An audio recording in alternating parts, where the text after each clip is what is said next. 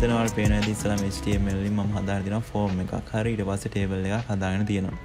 right ඉතින් form එකේ මම method එක get method එකක් තියෙනවා. ඊට පස්සේ type එක date දීලා තියෙනවා. ඊට පස්සේ name එක from start to date කියලා underscore එක දාලා තියෙනවා. ඊට පස්සේ button එක type එක submit කරලා දුන්නා. හරි ඊට පස්සේ පොඩි clear button එකක් හදලා තියෙනවා. ඒකට මේ page මේ තියෙන page එකම load වෙන්න. හරි ඊට පස්සේ table එකක් create කරලා තියෙනවා. මෙතන HTML5 tags use කරලා තියෙනවා. අපිට පේන t head සහ t body. මේ ආකාරයට පාවිච්චි කරලා දෙන්න. t head එක නම් වෙනස් වෙන්න ඕනේ නැහැ. column name ටිකනේ තියෙන්නේ. t body එක තමයි අපිට වෙනස් වෙන්න ඕනේ. අදාළ table එක data filter කරද්දී. table value තියෙන හැටි ඊට පස්සේ මේ තියෙන මම දැන් create කරපු database එක. හරි ඒකේ data filter කියලා database එක මම create කරලා තියෙනවා. ඒවා table data කියලා table එකක් create කරලා values ටික තියෙනවා. මේකේ date i කියලා වලට පේනවා ඇති. පළවෙනිට තියෙන ඊට පස්සේ item price කියලා columns තුනක් තියෙනවා. date i කියන්නේ වල පේන ඇති date තරම් තියෙන එතෙන්ට. නමුත් date i කියලා දුන්න හේතුව මේ date කියලා දීපහම වෙලාවකට ඔක function එකක් හරියට වෙනවා. හරිද? ඒක නිසා date i කියලා දීලා තියෙන්නේ. type එක date types ටික හොඳට බලා ගන්න. float දීලා තියෙන price එකට 20 දීලා ඊට පස්සේ comma 2 කියලා දුන්නේ ශත එන විදිහට. right. එහෙමනම් අපි දැන් බලමු PHP part එක මොන විදිහටද වෙන්නේ කියලා. right ඉස්සල්ලාම PHP code කරන කලින් database connection එකක් අපි හදා ගන්න ඕන මේ තියෙන SQL database එකත් එක්ක. ඉතින් මම පාවිච්චි කරන විතර සරල ක්‍රමයක් පාවිච්චි කරන්නේ. sign එකයි connect. හරි ඊට පස්සේ ඒක sign කරනවා MySQL connect කියන function එකට. SQLIU නේ මේ PHP version 7 යන්නේ. 5 එකේදී මීට වඩා වෙනස් SQL විතරයි එකේ. හරි ඒක තමයි දැන් ගොඩාක් පාවිච්චි කරන්නේ 7 version එක මම 7 තෝරගත්තා. හරි ඊට පස්සේ මේ විදිහට double quotation වලින් අපි දැන් මෙතනදී quotation block හතරක් මේ විදිහට වෙන partition හතරකට සමාස වලින් වෙන් කළා. ඊට පස්සේ මම පළවෙනි block එකේ ලියනවා මේ විදිහට local host කියලා. දෙකේ root ඊට සමහරවිට ඔබ මේ විදිහට නෙමෙයි වෙන්නත් පුළුවන් connect කරන්නේ. මම පාවිච්චි කරන සාමාන්‍ය ලේසි විදිහක්. right ඊට පස්සේ මේකේ data filter කියන්නේ database name එක මම ඒක මෙතෙන්ට ගන්නවා. හතරවෙනි block එකට double quote කරලා තියෙන්නේ. right ඔතෙන් password එකක් තියෙනවා නම් root එකෙන් පස්සේ තියෙන දැන් ඉතින් පාවිච්චි කරනවා. වල මෙහෙම දැන් මේක තියෙන local machine exam server එක මට කියන මම දුන්නා exam server use කරන්නේ. එතකොට local machine එකේමයි තියෙන මේ computer එකේම. right එතකොට මෙතන තමයි පේනවා ඇති inputs දෙකට අදාළ names මම පාවිච්චි කරලා තියෙනවා from underscore it start to underscore date කියලා පිළිවෙලින්. එතන මම types කියලා තියෙනවා date කියලා. right එහෙමනම් දැන් මට මෙතන වෙනස් වෙන්න ඕන mutable වෙන්න ඕන. වෙන්න මේ කියන t body table body එක. right එතකොට මෙතන මේ දීලා තියෙන මේ sample data ටිකක් දීලා තියෙන්නේ 12 23 any time any price ඒවා ගැන හිතන්න එපා. ඉස්සරහට අපි වෙනස් කරනවා. right ඉස්සලාම මම මෙතනට ලියන්න ඕන මේ අර උඩ තියෙන input දෙක තියෙනවානේ. ඒ දෙක true නම් තමයි මේ අපිට මේ programming ඉස්සරහට execute වෙන්න ඕනේ. එහෙනම් අපිට if function එකක් පාවිච්චි කරන්න පුළුවන්. ඊට පස්සේ isSet කියලා function එක use කරනකොට මෙතන variables කීපයක් තියෙන නිසා. ඒ කියන්නේ මම super global variable එකක් අනිවාර්යෙන් create කරන්න වෙනවා අපිට. හරි underscore get $sign_get කියලා create කරලා මේ විදිහට super global variable එකේ ඇතුලේ අපි අර දීපු name එක මේ විදිහට ගන්නවා. පළවෙනි input එකට දීපු කියන්නේ from date. හරි from date එකට දීපු name එක අරන් ඊට පස්සේ and operator එක පාවිච්චි කරනවා. මේ අදාළ variables දෙකම true නේ. ඒ කියන්නේ inputs දෙකේම data පවතිනවා නම් කියලා තමයි මෙතනින් සරලව කිව්වොත් අදහස් කරන්නේ මම inputs දෙකේම data පවතිනවා නම්. ඊට පස්සේ වෙන මේ set එකත් එක්ක මෙන්න මේ අපි create කරා මේ super global variable එක මේ විදිහට copy කරලා paste කරගන්නවා. හරි ඊට පස්සේ මෙතන to date කියන ඊළඟ super global variable එක ඒකත් මේ විදිහට edit කරගන්නවා. ඊට පස්සේ curly brackets දෙක දීලා ඊට අදාළ කියන function එකට අදාළව ඊට අන්තර්ගතව expression එකක් ලියා ගන්න ඕන. මේ විදිහට මම ආයෙත් PHP variables create කරනවා. මේ අදාළ super global variables assign කරගන්න. ඒකට හේතුව ඔබට ඉස්සරහට යද්දි තේරෙයි මොකද මේ අපි SQL selection එකදී කියන්නේ table එකේ data select කරද්දී එතනදී අපි super global variables ලියනකොට විවිධ ගැටලු මතුවෙනවා. ඉතින් ඊට වඩා ලේසි PHP variables create කරගෙන ඒවට data assign කරගන්න එක. ඒ variables ඒ අදාළ selection එකේ use කරනකොට කරන එක ලේසි. බලමු ඊළඟට right මේ විදිහට ඒක නිසා මම PHP variables දෙයක් create කරගත්තා. right okay හරි ඊට පස්සේ මම query කියලා variable එකක් හදාගන්නවා create කරගන්නවා. ඔබට මෙතනදී ඕන නම පාවිච්චි කරන්න පුළුවන්. එහෙම queryද එහෙම to date from එහෙම එකක් නැහැ. ඊට පස්සේ selection එක ලියනවා data අදාළ select user table එක සම්බන්ධයෙන් මම සියලුම data select කරනවා data කියන table එකේ. ඔබ දකින්න data කියලා table එකක් තිබ්බේ. මේ තියෙන data කියන table එක. ඒක තමයි මේ කියන සියලුම data අන්තර්ගත කරලා තිබ්බේ. එහෙනම් මම data කියන table එකේ ඊට පස්සේ where clause එකක් දාලා එහෙම where statement එකේදී ලියනවා date කියලා දිහා පේන පාඩත් වෙනස් වෙනවා. මේක වෙලාවට ෆන්ක්ෂන් වෙනවා. ඒකයි පාවිච්චි කරන්න ටික වෙනස් විදිහට කියන්නේ data එක බලපාන්නේ නැහැ කිසිම වෙලාවක මේ අපි result එකෙන් බලන table එකට ඒකේ බලපෑමක් නැහැ. හරිද? ඒ කියන්නේ එතනදී data අය වෙන්නේ නැහැ. මේ ඒ column වල names. හරි. ඉතින් අතනදී පොඩ්ඩක් අර මේ ඒ කවුල් යන හින්දා තමයි ඒ විදිහට data කියලා පාවිච්චි කරලා ඊට පස්සේ between කියන statement එකේදී අපි ලියමු වෙන මේ විදිහට අර හදාගත්තු PHP variables දෙකම copy කරලා paste කරගන්නවා. right ඊට පස්සේ මට ඕන මීට අමතරව order එකකුත් අවශ්‍ය වෙනවා. ඒ කියන්නේ මට වැඩිම date එකේ සිට අඩුම date එක. ඒ කියන්නේ ඉහළම දිනේ සිට පහළම දිනය දක්වා මට ඒ විදිහට order එකක් ඕන. හරිද? එහෙනම් මට order කරගන්නත් ඕනේ. ඒ වගේම තමයි order එක වෙන්න ඕනේ descending. ඒ කියන්නේ අවරෝහණ පිළිවෙලට වෙන්න. මේක වඩා ID එකටත් දෙන්න පුළුවන්. ගැටලුවක් නැහැ. මේක අත්‍යවශ්‍ය පාර්ට් එකක් නෙවෙයි. මට මෙතනදී මේ ෆිල්ටර් කරන්න ඕන හින්දා එහෙම මම ලියන්නේ. හරි. ඊට පස්සේ අපි හදන්න ඕනේ result කියලා මම variable එකක් create කරනවා PHP.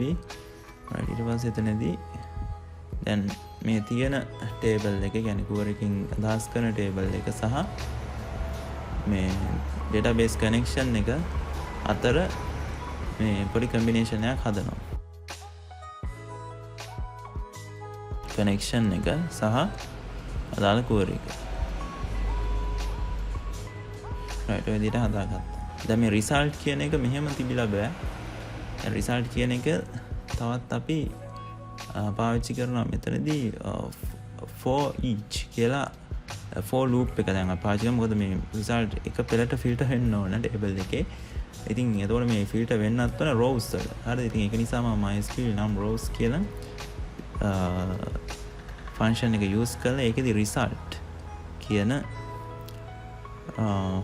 variable එක එතන දීලා බිඳුවට value එකක් නම්. ඒ කියන්නේ මෙතන result එකක් පවතිනවා නම් එකක් හෝ කීපයක් තමයි මේ එතනින් එහාට execute එක මේ වෙන්න ඕනේ. execution එක වෙන්න ඕනේ. හරිද? ඒක තමයි මෙතන කියන්නේ for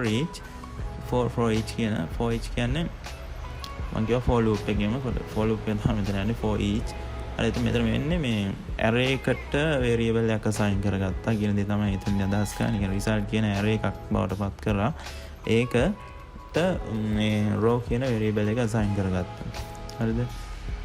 right ඊට පස්සේ මේ විදිහට මම PHP එක අතනින් end කරලා part එක ආයේ new part එකකදී ඔයාලා දකින්න ඇති දැන් මෙතන පේනවා ඇති මේ විදිහට මම separate කරා ඒ අදාළ කොටස් දෙකම. right මේ විදිහට separate කරනවා. ඊට පස්සේ ඒ අතර මැද්දේ තමයි අදාළ HTML part එක මේ විදිහට paste කරගන්න ඕන. ඒ කියන්නේ t body එක table body එක. හරි. එතනදී අපිට ඊට පස්සේ පුළුවන් දැන් අර row කියන variable එක use කරලා ඒකට variables දෙන්න පුළුවන් මේ විදිහට. ඒත් අපි අර සම්මත ක්‍රමයට අනුව වෙන්න ඕනේ PHP echo row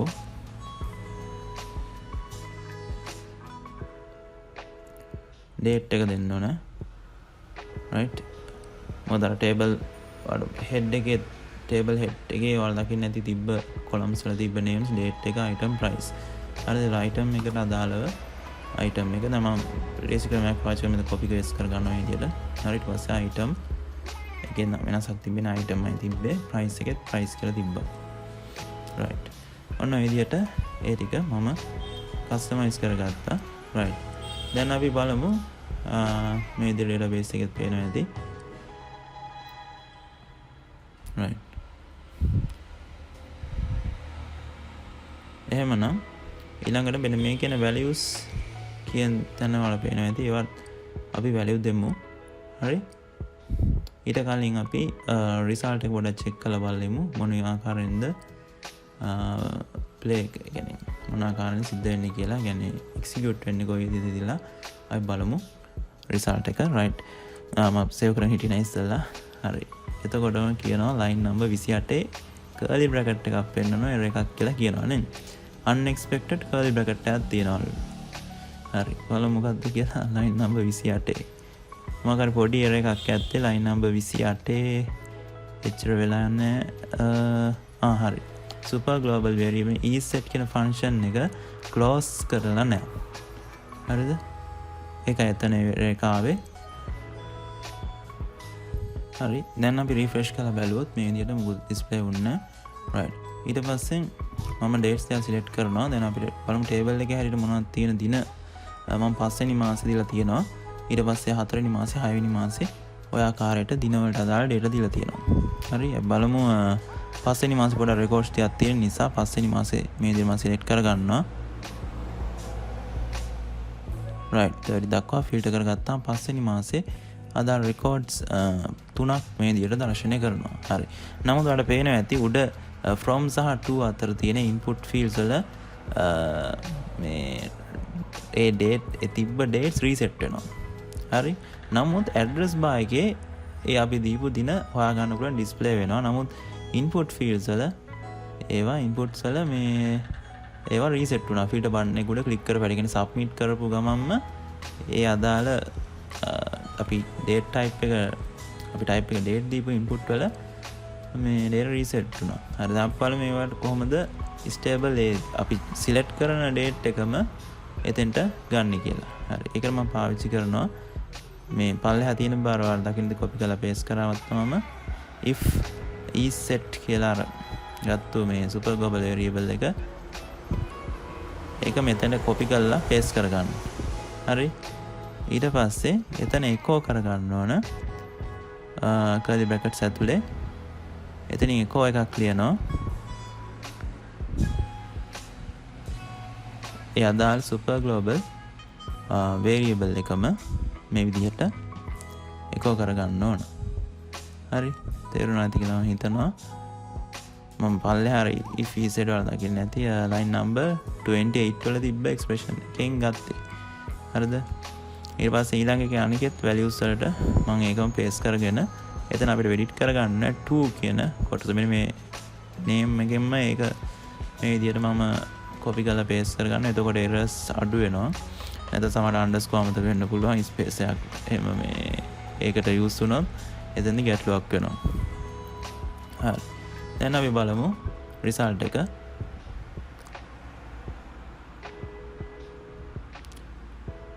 මම refresh කරනවා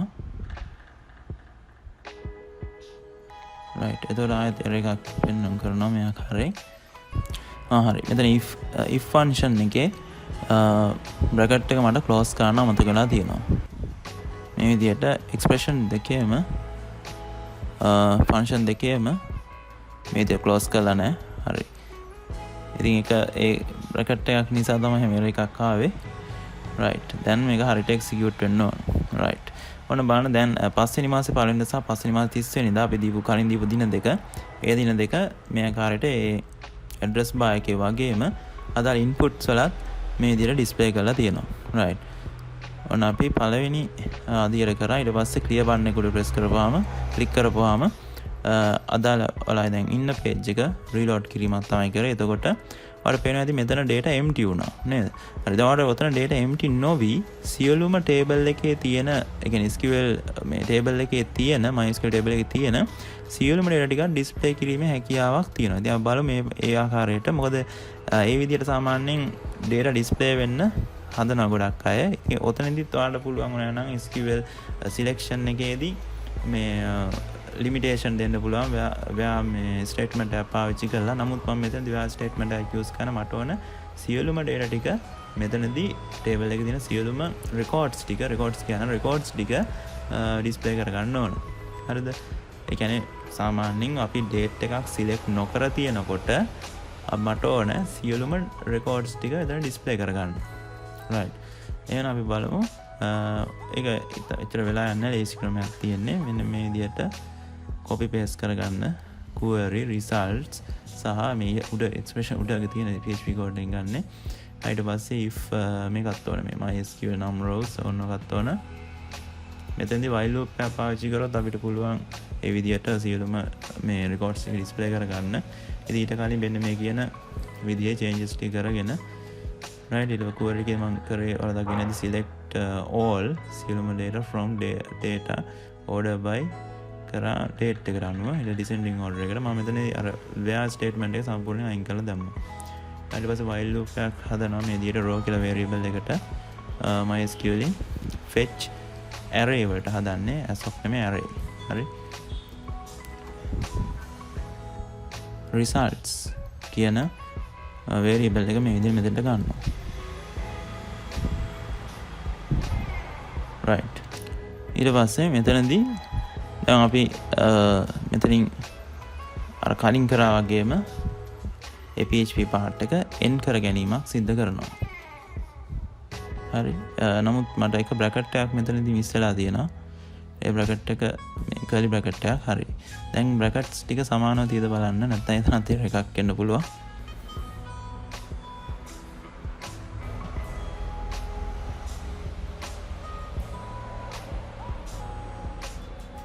හොඳයි. ඊළඟට මම ඒ විදිහට partition දෙකකට මේ විදිහට separate කරා. ඊට පස්සේ මැද්දට අතර මැද්දට අර කලින් කරා වගේම table body එක මේ විදිහට HTML part එක copy කරලා paste කරන්න.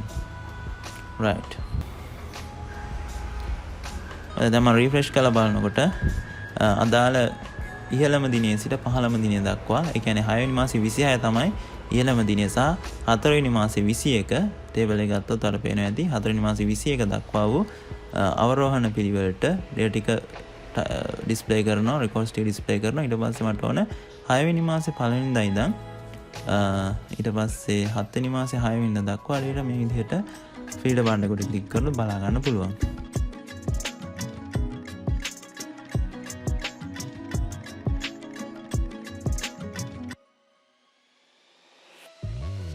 ඉතින් තවත් මේ වගේම අලුත්ම වීඩියෝ එකකින් අපි ඊළඟ දවසෙත් හමු වෙන්න බලාපොරොත්තු වෙන. අද මම මේ වීඩියෝ එකකින් සමුගන්නවා. ඉතින් subscribe කරන්න අමතක කරන්න එපා. ඒ වගේම තමයි මේ ගැන මේ වීඩියෝ එක තවත් ප්‍රයෝජනවත් වෙයි කියලා හිතනවා. ඔය වගේම තවත් යාළුවෙක් ඉන්නවා නම් එයාටත් බලන්න share කරන්න කියමින් එහෙනම් මම අද නවතිනවා.